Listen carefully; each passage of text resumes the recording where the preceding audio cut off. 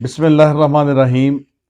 الحمدللہ مرکزی جمعیت اہل حدیث و اہل حدیث یوتھ فورس کے زیر اہتمام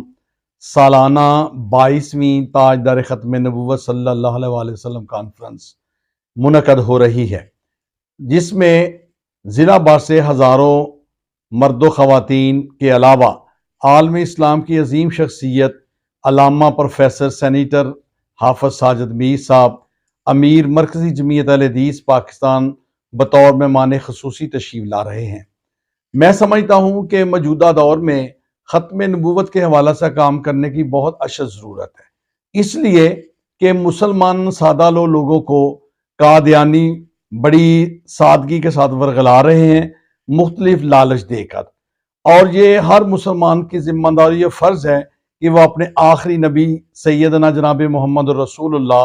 صلی اللہ علیہ وآلہ وسلم کے ختم نبوت کی چوکھٹ کی چوکیداری کرے۔ اور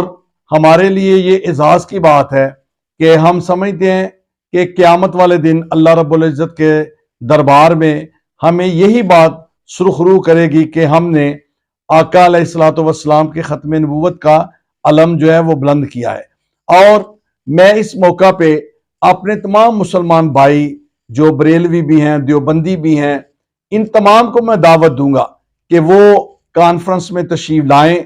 اس لیے کہ ختم نبوت تمام مسلمانوں کا متفقہ مسئلہ ہے۔ کوئی بھی مسلمان ختم نبوت کا انکار کر کے اسلام میں موجود نہیں رہ سکتا،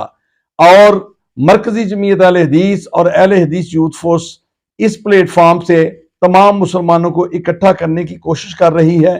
اس لیے کہ ہم سمجھتے ہیں کہ مسلمان اگر ایک پلیٹ فارم پہ اکٹھے ہو جائیں گے تو عالم کفر کی یہ بہت بڑی شکست ہے۔ اور ہماری اس کانفرنس کا بنیادی نقطہ بھی یہی ہے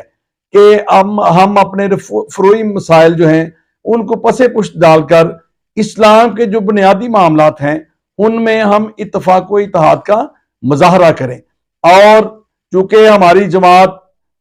اتحاد و اتفاق کی دائی ہے، ہمارے امیر علامہ پروفیسر ساجد میر صاحب، ناظم اعلیٰ ڈاکٹر عبدالکریم صاحب، ہمارے یوتھ فورس کے صدر حافظ احمد صدیقی صاحب اور جنرل سیکرٹری بھائی سلمان اعظم صاحب، اور ہمارے ضلع کی قیادت محمد شعیب میر صاحب، شاہد نصیر صاحب، مزمل خان صاحب، ابو بکر قمر صاحب اور دیگر ہمارے رفقائے کار جو صبح و شام کریا بستی بستی جا کے یہ پیغام دے رہے ہیں کہ پاکستان کے استحکام کے لیے ہمارا اتحاد بہت ضروری ہے۔